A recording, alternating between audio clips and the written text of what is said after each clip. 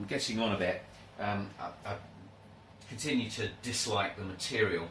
It smokes and it stinks. It's actually quite a choking smoke. But I need to give it a chance. Maybe the foam that I've bought is different to the pink and blue foam that other people are using on YouTube videos. It's sold by a company called Blue Foam UK as XPS foam for this purpose, for model making. There's some things that are different. Maybe the tool that I'm using, this hot knife, is too thick.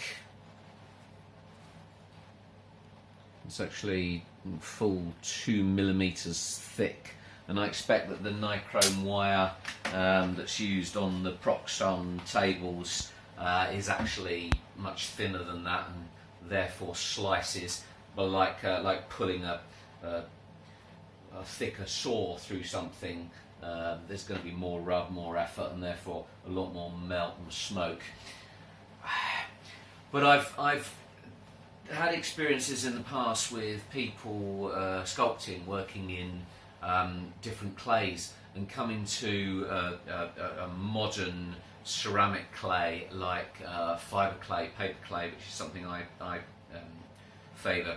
After having sculpted for years in just traditional, simple terracotta clays, and saying, "Oh, I hate this, it's not the same." Well, you have to give yourself time to get used to working with a new material. If you're not used to it, it will have strengths and weaknesses. You're trying a new material because you've heard it does something different, but there's going to be things about it that you hate. But you have to be a little bit forgiving with yourself. I have to be a little more forgiving with myself. This is how I'm getting on. This is the object of carving it down. I'm making it thinner. I've decided that 1 centimetre is my notional approximate thickness for a timber beam in the building, and I've started marking out and cutting where the timbers are going to be, using the principles of the first part of this series of videos. It's irony, isn't it, that the big ding, the big dent that was out of the block of foam when I first bought it has ended up in a rather critical position there. And I'm learning about the tool. You can see that that window there, I've overcut, and it's got rounded corners instead of sharp corners. The whole thing at the moment looks a bit more like a sort of World War II bunker or something off of Tatooine, but we'll get there. For the areas where my hot knife has kind of skipped, and for areas where I need repairs, where I need to sort of sharpen up corners and things, I understand that the usual material to use is what do they call it? Drywall compound filler or something. Basically, if you go to a DIY these days, you get a choice of all sorts of different filling materials. Polyfiller used to be sort of generic term. Polyfiller still exists. I bought this stuff. That's a pot of, I don't know, a litre. And this was more expensive than Wick's general purpose filler, but it is really light. It's probably less than a quarter of the weight of a litre of the stuff that was £5 a pot. This was £7.50 a pot. Whether or not it's any good, don't know. Whether or not it's better than just you mixing up a filler out of papier-mâché or using toilet paper and PVA glue, I don't know, but we'll see. And the other important thing that I've needed to do is just to experiment with how it takes paint, because the paint is going to be everything. So that's just a piece of scrap that I've been painting on. once you put a layer of Mod Podge on, though I don't like the XPS foam yet, I am a immediate convert to Mod Podge, which is actually it's not just PVA glue, it's like a compound of a glue and a varnish, and it works as a very nice sealer. It's just one layer of Mod Podge, and then I just marked on a beam and put a bit of white acrylic paint on there.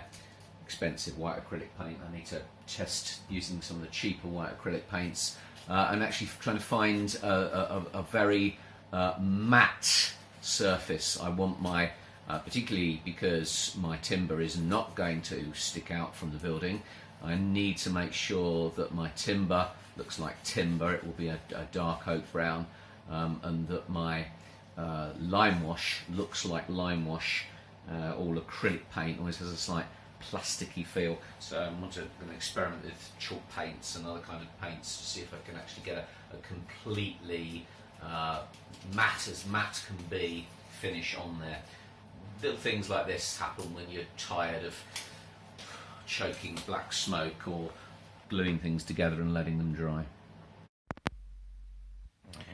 A day later, I'm essentially into a sculpting activity, getting used to the material, which is strange to use because it's almost like sculpting with cotton wool. You have to sort of squish it together between finger and thumb to get in any sort of bulk or substance to it.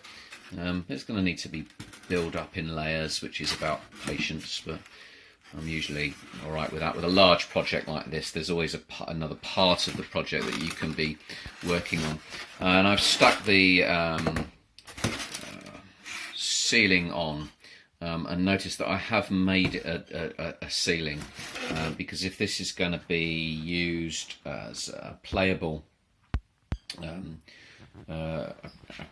piece for tabletop gaming, what I really don't like is having walls to get in the way. If that blacksmith there is going to be standing very close to that wall, I don't want to not be able to put him where he is because there's a wall on there. So each layer of the floor, each layer of the building will have a ceiling to lift off, rather than having walls to make it fiddly to actually get things in and see what's happening. I may well sort of mark the position of the walls on, but that will be two-dimensional, not three-dimensional. Notice that these, just to point this out, these holes that are carved there still look very strange, very unlike and un-window-like. They're not the window frames. The timbers window frames were, in Tudor times, when they actually started putting glass in some of the windows, they took the windows with them when they travelled. If you were a noble family that could afford glass windows, so the frames will fit within those outer frame-like structures. Now I've allowed for the thickness of the board, which is black core foam board, when I'm marking out my top beam. So I'm going on roughly centimetre, always roughly, just a little bit of very vague measuring occasionally, but most of the time just estimating, and then filling with the filler, and I'll sand that, maybe fill it again. So that's from my fingernail there to the top. That will be a beam, and it will be filled and sanded and painted to look a single beam. So there's a whole beam at the bottom, and then just half a beam marked on the top before I put the fiberboard on there. I've been shopping today as a result of my paint testing. This acrylic paint, whether I use cheap paint or more expensive paint, this wasn't really satisfying. So I bought this, which is a huge, great tub of household emulsion, and it costs £10. It's Moonlight White, which is a very slight off-white colour. But I think that is going to be the job, though I haven't finished testing it yet. I looked into chalk paint. Chalk paint is really very expensive for quite small quantities, and then you need to put wax on it as well. I actually think that ordinary household emulsion is going to give me the level of matte that I want. Not quite sure about this, which is very, very cheap. Artist quality, it says on it. It isn't artist quality. That is closer to artist quality.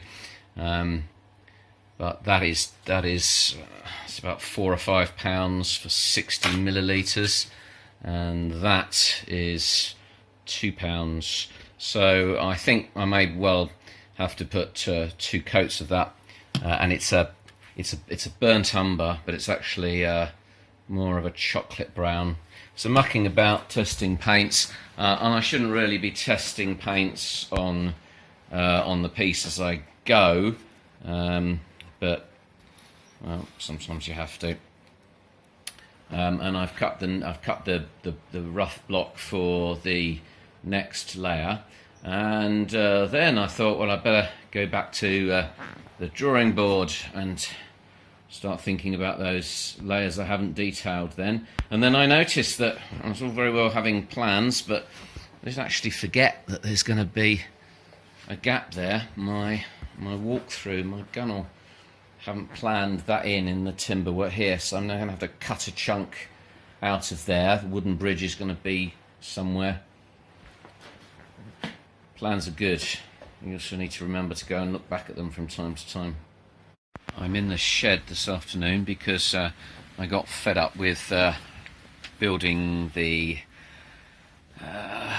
in-house thing from what I previously called the third floor, which is actually the second floor. Building up and down from the second floor is starting to get difficult. I think there's probably a reason why buildings are usually built from the ground floor up. And so I'm making a base, and this is a ½ metre square piece of hardboard, which I had already and I'm repurposing. I've had to spend out on timber to give it some thickness, because I've also had to buy this rod, which will be painted black and will be the main rod that the sort of floating, levitating island sits on, that the whole inn is going to be built onto. That will need a reasonably deep socket to go into, or it's not going to have any rigidity. I guess it's like I don't know what it's called, a mast block or something that you have in the keel of a ship, the most important structural part of a wooden sailing ship. And this rod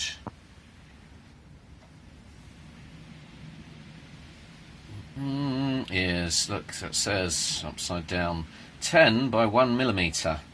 It's actually 10 millimetres by a metre, and it's just about strong enough not to have any flex in it, but I might fill it with resin or something to try and make it even stronger.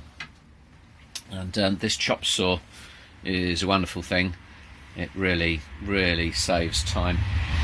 But the difficulty I have, that noise there you can just hear is a train going past, because I have a very long garden adjacent to the railway line, and so I don't have power to the shed. I have to bring a long extension lead down.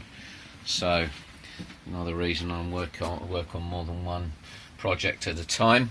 Sometimes there are jobs kind of waiting for the chop saw, and I have to wait for a day when the weather's reasonable, and I can get the power down here, do all the woodwork that I need to do.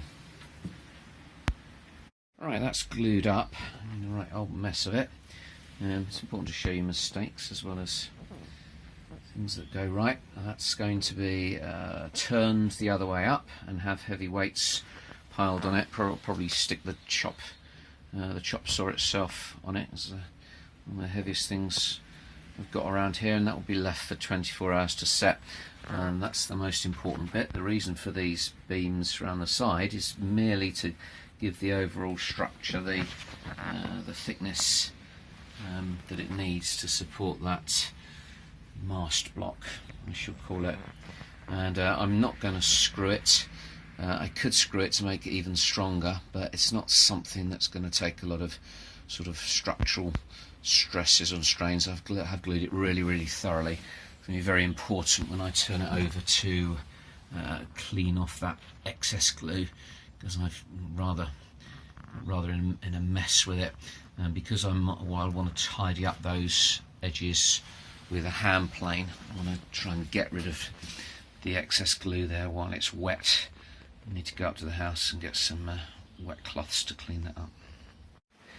That's cleaned up and lined up. It's important to line up edges as carefully as possible, because the better job I've made of cutting it square and lining it up square, the less time I'm going to have to spend planing and sanding to get those edges neat. And you might think, well, why does that matter? It's only the base.